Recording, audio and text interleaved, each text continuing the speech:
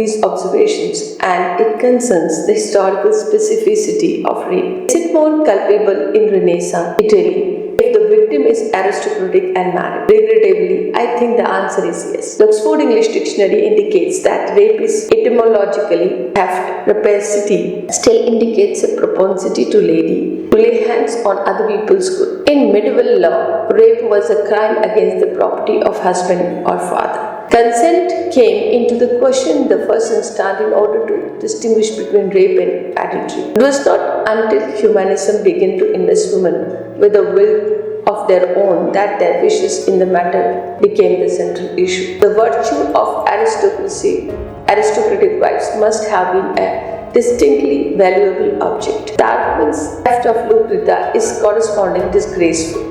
Lucreta herself, whose prosperity was part of what inflamed Tarquin in the first place, refused to live with the dishonor but went on to reinstate her name in the high Roman fashion.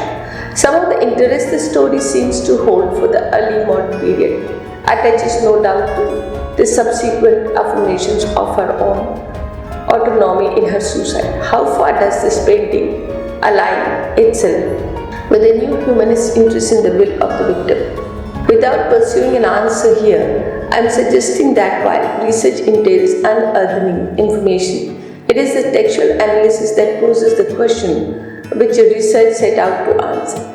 The reverse process tends to distort text, and since the project of culture criticism is to understand the text, or rather to read the culture in the text, or since, in other words, the texts themselves constitute the inscription of culture, the appropriation of the text to illustrate a prior thesis seems to miss the point. Of course, in practice, it is never quite that simple. Once the knowledge is lodged in your mind, it becomes part of what you bring to the text. But in principle, my idea is that the text has priority. Ideally, the text sets the agenda. Let us get back to ours. Tarquin is fully, through informally, dressed even of his disordered states is evident in the roll-up sleeves and collapsing right stop. These are rich clothes and brilliantly colored. Oil paint highlights the field. Folds of fabric with loving verisimilitude. The contrast between Lucreta's pale, naked, half-supine body and Tarquin's, defied by both costume and stance as dominant, drive insistence, emphasizes the tyranny of his lawless act. This is loyalty in disarray, in breach of the obligation of monarchy to enforce the law and protect the subject. As Livy tells the story, Lucreta's rape was an abuse of power so appalling that the Roman rose against it, abolishes the monarchy, and installed the republic.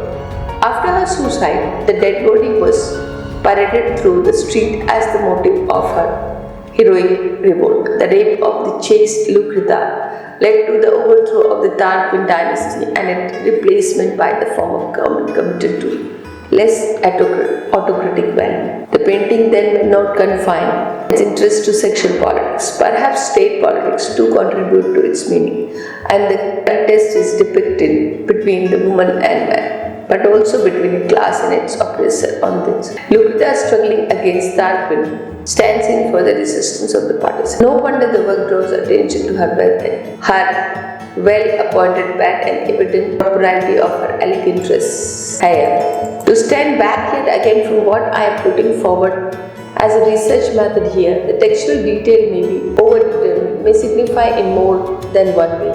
In other words, when we have considered a question raised by the text, we have not necessarily done with it. Lucreta's jewelry and the rich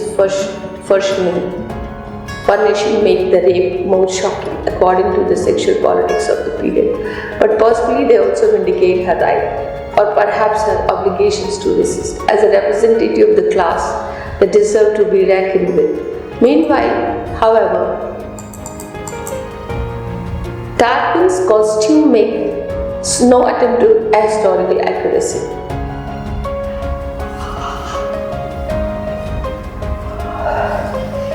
There is nothing Norman here. Comparison with contemporary paintings reveal that this is a Tarquin in modern dress. The costume of a Venetian in about 1570 was this because Titian did not know any better.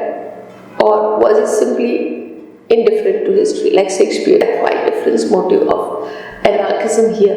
What might be founding moment of the Roman Republic mean in the Venetian Republic in the second half of the 6th? Venice's heyday was not past, instead considerably diminished, and the city itself was threatened by the expansionist plan of the Ottoman Empire to the east. Could this picture be read as an appeal to the Venetian Republic to assert itself against the Turks? The Fitzwilliam Museum, where it hangs, places the painting between 1568 and 1571. Tarquin and Lucrezia were sent to Titian patron Philip II of the Spain in 1571. In May that year, a treaty was signed between the papacy, Venice and Spain to join foreign forces against the Turks, and in October at Lepanto, Don John of Austria led the allies to defeat the Ottoman Empire. This victory seems to have beaten back the Turks of good and was greeted with great rejoicing. What are the back the Turks of good and what greet with great rejoicing? What are the resonance of the picture of the founding moment of republicanism sent by the foremost painter of the Venetian Republic to the King of Spain at this historical moment? Overcoming my own impulse to follow up this question, I again draw attention to the methodological issues here. The textual analysis I'm recommending is trying anything but an anti-formalism. It leads outward into sexual politics and then into culture and political history. But once again, the text itself poses the question that relationship may be able to answer and not the other way around. I rather suspect that if we start from the cultural implications of the Battle of Lepanto, we might take quite a long time to get to Titian's Tarquin and Lucrezia. Meanwhile, a related element of the painting would take us back into the history in a different way. Barely visible behind Tarquin, a shadow figure with what appeared to be darker skin. Then a protagonist holding apart bed curtain and watches the action. His expression is impossible to read. Curiosity, outrage, trepidation. Who is this enigmatic observer? The latent source reveals that Tarquin backed his voice with a threat that more dangerous to Lucrezia's honor. He says, is if she does not submit, kill her and place a dead slave in her bed to destroy her reputation. Adultery within a slave was evidently more scandalous than rape by king's son, Lucrezia. To modern eyes, the difference between monarchy and republicanism might not seem as large as it did to the Romans themselves. The Roman Republic too was founded on slavery. Slavery also plays a part in the history of the Venetian Republic. The slave trade was a crucial component of the Venice commercial success in the early days, and slaves made an important contribution to the economy of the household, as well as in the galleys that made Venice rich the powerful. If domestic slavery diminishes in the course of 16th century, the idea of slavery was by no means alien at this time. In 1539, Titian himself painted a portrait of Fabricius Salvarius with an African edge page, probably a slave. What does Tarquin and Lucrezia invite us to make of a slave? Anything or not much. The figure is too indeterminate to be sure, but this inclusion in the margin of the images has the effect of doubling the brutality of Tarquin's standing. In front of Tarquin, a defenseless woman whose resistance is heroic, and behind him a slave who has no real scope of resistance, is not in full possession of his own body, since it belongs to another. The painting thus enters into the history of imperialism, in which some people become the property of others and such as expandable at the will of tyrant. It is anarchistic to detect a certain symmetry between the highlight Lucrezia and the shadowy figure whose defenseless hers. Either way, the slave's death does not happen. Lucrezia is subdued by the threat and no more is heard of the slave. In each instance, I have suggested we address a question posed by the text, where it is sympathetic, What historical differences does it present? Are there any surprises? In other words, we start from a problem. This is a method of textual analysis I owe ultimately to psychoanalysis. It is only the caricature of the psychoanalysis that presents its claiming the key to the mythologies in Oedipus complex and answering all questions with the phallus before they are even posed. In my view, the main value of the psychoanalysis to culture critic is not so much in its conclusion expansion as it is way of reading. Freud listed attentively and not only to the surface narrative. He works on the assumption that a deeper or more subtle meaning was to be found in unlikely places.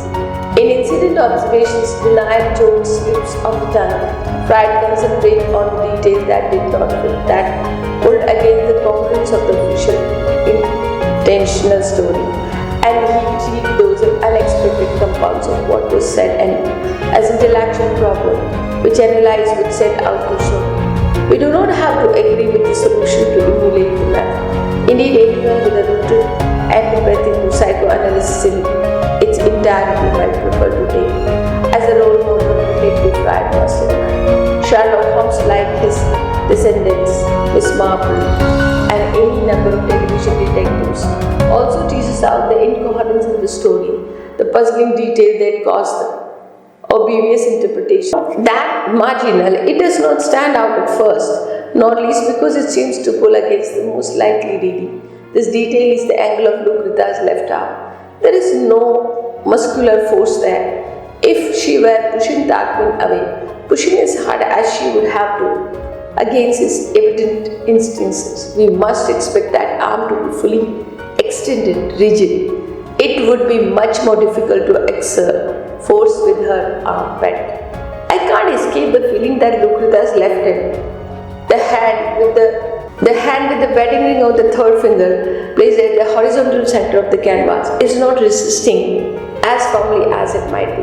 Could this be a mistake? Is it legitimate to ask? Is it legitimate to ask? But this is a late work by a man who was by this time the most famous artist in Europe. He has never lost his place in the Pantheon Renaissance painters to this day. The arm in question is central, molded in some detail and highly lipped. Nothing about this depiction appears accidental, and what about the rest of the body? Lucretia is in tears, but she is not self-evidently placed against Tarquin's assault. Is it possible that Lucretia's resistance is in question?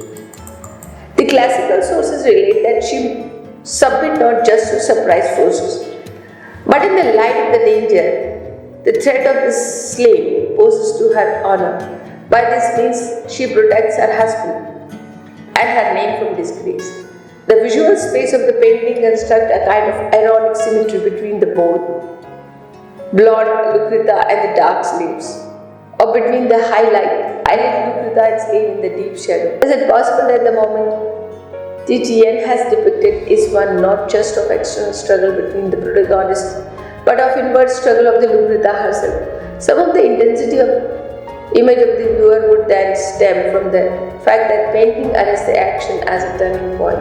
The instances when the chaste Lucretia reluctantly concede the victory of Titan's triumph is that against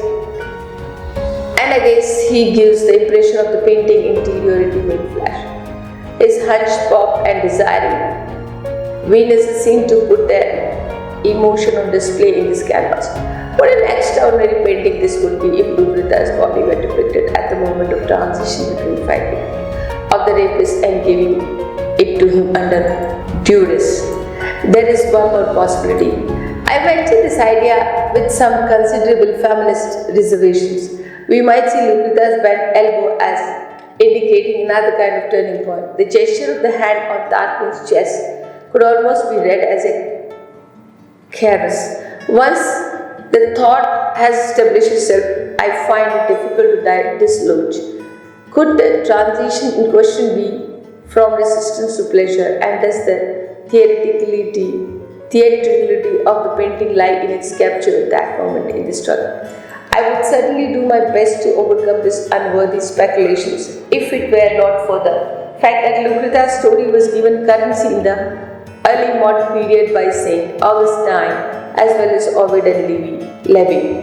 Augustine, who discussed the rape in the city of the gods, so sexual desire in fallen human beings, and as the effect of an involuntary reflex not subject to conscious control, or we have put the disobedience to us of our sexual organ we believe was a proper punishment, disobedience of the Adam and Eve in the Garden of Eden.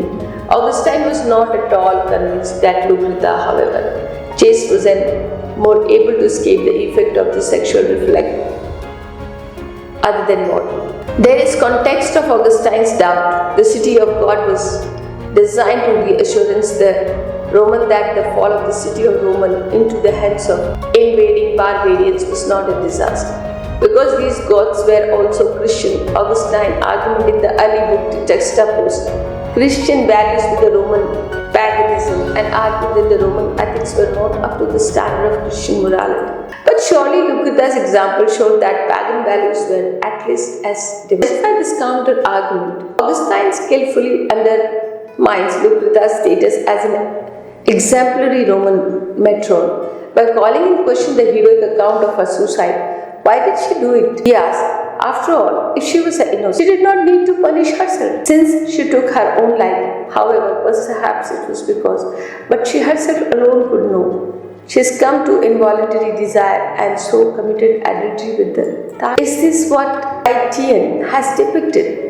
As it reflects the disobedience of itself to the self, not just as an assault against her will, but the response of her own body as much against her consent as the violation itself. What does Lucretia's face register?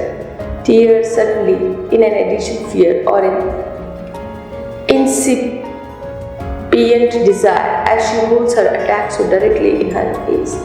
And is that also the source of ambiguity? I begin with the uncertain relationship in the position offered to the viewer between outrage and titillation. Does our doubt how to read the image repeat Lucretia's contradictory discourse? Perhaps undecidedly goes to the heart of painting appeal and offer to elicit the spectator in the enigma and also the question. What then does the painting show? Rape and resistance. Rape and consent under duress, or a consent of a body which issues an adultery, not rape. The argument Lucretia keeps it secret or more exactly demonstrate that there is no secret, no prior, separable intention, religiously backed to be extracted by some equally intelligent researchers as the final significance that would close the image. Instead, there are only multiple possibilities intended or unintended to be followed up there. Assess in the light of what we can learn from the text itself in its relation of the differences to the source of city. It could Titian have told us what he had in mind possibly, but would be believed his account to be exhaustive if the painting itself seems to offer other option. If meaning is not a disposal of individual, can the artist ever have the last word? I do not see any final way of resolving the question the image poses. Mercifully, we do not need to. According to the theory of textuality I have drawn, a text is made up of multiple writings, entertaining into mutual relation including relations of contestation. The painting does not have to make up its mind, and neither does it textual analysis. According to the theory of language I have invoked, there can't be a final signifier. No one true meaning can ever come to light, although it remains an object of desire in all intellectual endeavor. The definitive truth is not available, now or at any time. An object of equal desire for all good cultural critics, the one proper meaning, the reading that would guarantee closure is not an option. Meanwhile, it is anchored in another, anything outside simplification, a signifying process supplement. All we can be sure of, in other words, is the signifier in that cannot be tied to any unique reading to an already. On the contrary, meanwhile, meanings are always ultimately undecided. Paradoxically, this is good news for PhD students in English and cultural criticism, and good news too for research in its entirety. There is literally no end to it. but there is a great deal of work to be done in the process of exploring all the possible avenues. There are certain books which you need to find out, and these are significant for this subject, that is Susan Brown Miller, Against Our Will, Man, Women and Rape, New York, Simon and Schuster, Laura Mulvey, 1975, Visual Pleasure and Narrative Cinema, Ronald Barthes, The Death of the Author, an Image Music Text. It is translated by Stephen Heath, London, Fontana.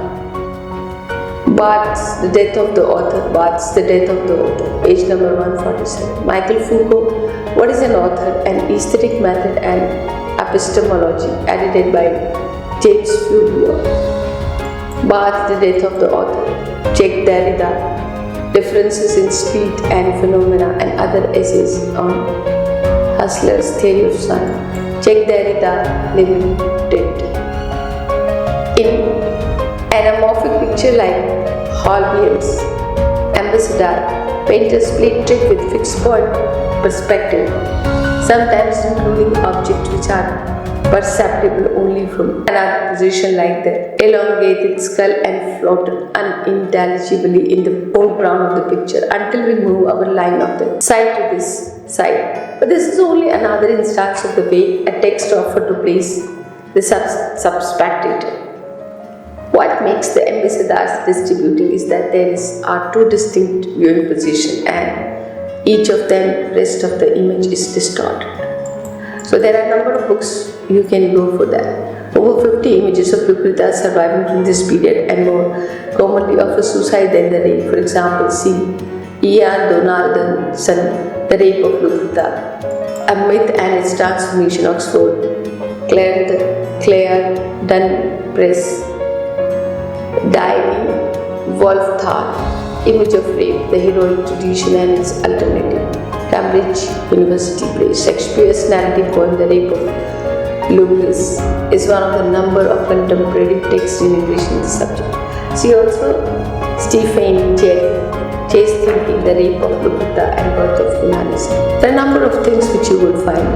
Norman Brayson assumes that the painting depicts Lucrezia's consent, but ignores her resistance. See Norman Brayson, Two Narratives of Rape in the Visual Art, Lucrezia and Sabine Women Images.